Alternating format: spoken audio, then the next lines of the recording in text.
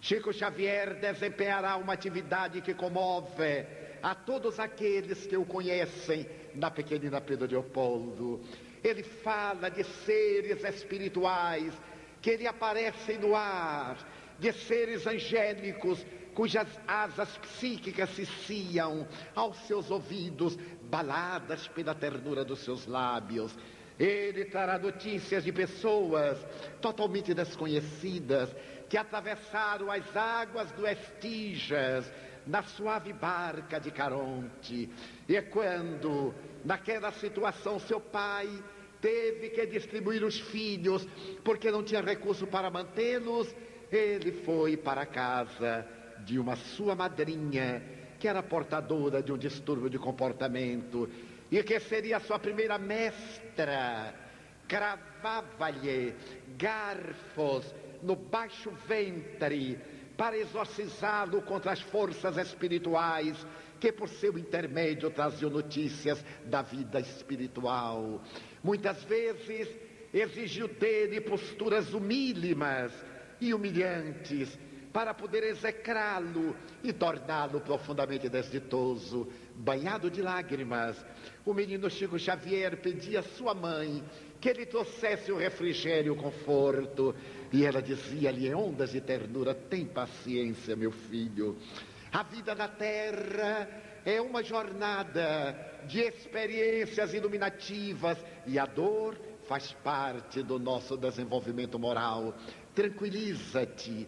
A tua madrinha, Rita de Cássia, é uma mulher muito boa, mas ela está doente. Tem compaixão. Apiada-te do seu desequilíbrio, porque eu estou providenciando uma mãe generosa para ti. Foi quando seu João Xavier enterneceu-se por uma jovem de Pedro Leopoldo chamada Cidália. Ele necessitava de reconstruir o lar, e ao propor-lhe casamento, essa mulher admirável, modesta, uma mulher do povo, que catava lenha para vender, disse-lhe: eu aceito sim o consórcio contigo, porém, sob uma condição: que reúnas todos os teus filhos e traga-os para a ternura da nossa casa. À medida que nasçam outros filhos, eu os criarei no meio dos teus filhos e de Dona Maria João de Deus. Assim voltavam os filhos do senhor João Xavier e de Dona Maria João de Deus para as mãos ternas de Dona Cidália. Naturalmente, a ternura envolvente e o carisma de Chico Xavier envolveriam a senhora em ondas de felicidade e plenitude. E não tendo ele a quem narrar as experiências multifacetadas da sua faculdade mediúnica, ele contava-lhe: Cidália, muitas vezes eu estou no quintal e olho para a nossa casa e vejo sobre ela um verdadeiro arco-íris de espíritos que me acenam, pessoas que eu conheci aqui em Pedro Leopoldo e outras de quem eu jamais tive notícias. Eles se me apresentam fulgurantes como estrelas, mas de um colorido variegado infinito. E a pobre senhora, semi-alfabetizada, perguntava-lhe: Chico, como é isto? Eu também não sei. O que eu sei é que eu vejo, além das dimensões da minha vista física, da escola, ele lograra fazer uma das mais belas dissertações, que levantou suspeita da mestra, mas ele explicaria que um homem acercou-se-lhe e ajudou na dissertação. O sacerdote, que muitas vezes escutava em confissão, aturdia-se com a revelação maravilhosa daquele menino, especialmente no momento da Eucaristia católica, quando pessoas modestas e afervoradas acercavam-se da mesa de comunhão. E a hóstia transformava-se em uma verdadeira oblata de luz que, após deglutida, iluminava a pessoa interiormente. Mas as dificuldades prosseguiam, a vida laboriosa da família, as lutas do pai que não chegavam para atender às necessidades do lar. E ele foi trabalhar numa indústria têxtil aos 11 anos.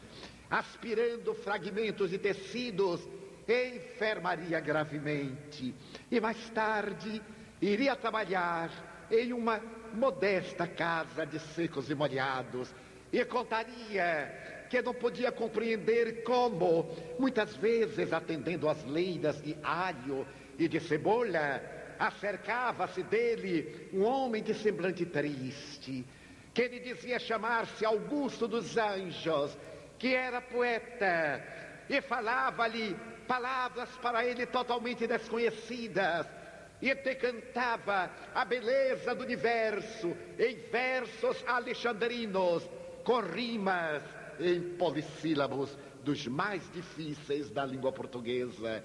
Ele se enternecia até o ano de 1927, quando uma sua irmã enfermou gravemente. Tomada por um desconcerto psicológico e um aturdimento mental, ela teve necessidade de ser internada.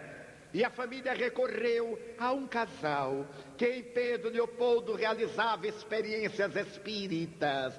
O casal Perácio. Chico Xavier estava presente e naquela oportunidade foi ele o instrumento da comunicação do ser espiritual que atenazava a sua irmã, que se iria recuperar logo depois dessa extraordinária atividade desobsessiva. Mas naquela mesma noite, no mês de julho, ao tomar de um lápis e papel com celeridade elétrica, ele começou a escrever e, ao terminar, a senhora Perácio decantaria e falaria. Enquanto este rapazito escrevia, eu vi que sobre ele caía uma chuva de livros de todos os tamanhos, com características variadas, apresentando páginas de ciência e de religião, de filosofia e de literatura. Ele será um médium escritor, o mais completo que a humanidade jamais teve nos seus quadros. Começaria aí agora a saga do menino pobre de Pedro Leopoldo, que no ano de 1932, através da veneranda Federação Espírita Brasileira, publicaria a obra Parnaso de Além-Túmulo, uma coletânea de poetas do Brasil e da Além-Mar, que iriam sensibilizar a Academia Brasileira de Letras e receber de Menotti del Picchia, imortal por São Paulo, os mais efusivos encômios. Humberto de Campos, que se encontrava reencarnado, ao ler a obra, ficou totalmente fascinado e disse aos seus pares: se isso se trata de um pastiche, aquele que o fez merece não apenas uma cadeira em nossa academia, senão várias. As dificuldades tornavam-se cada dia mais desafiadoras, porque a mediunidade com Jesus é uma tarefa sacrossanta, que tem as características da estrada da Úmbria, ou a via dolorosa que leva ao Calvário. E Chico Xavier começou a ser perseguido pela intolerância, pela perversidade de uns, pela indiferença de outros. Suave e gentil, jamais reagiu. Ele sabia que era necessário amar até doer, doar-se até perder a identidade do egoísmo. E foi assim que ele realizou o seu périplo, trazendo para a humanidade as luzes abençoadas das psicografias, que foram atender a mais de 10.000 pessoas individualmente, cuja obra atingiu a expressiva soma de 25 milhões de exemplares. O mais prolífero escritor mediúnico do mundo e o maior vendedor de obras no continente sul-americano. Jamais, no entanto, reclamou sequer uma das moedas para suas necessidades, que eram mínimas, já que ele podia viver com o esforço do próprio suor e com a dedicação das suas renúncias.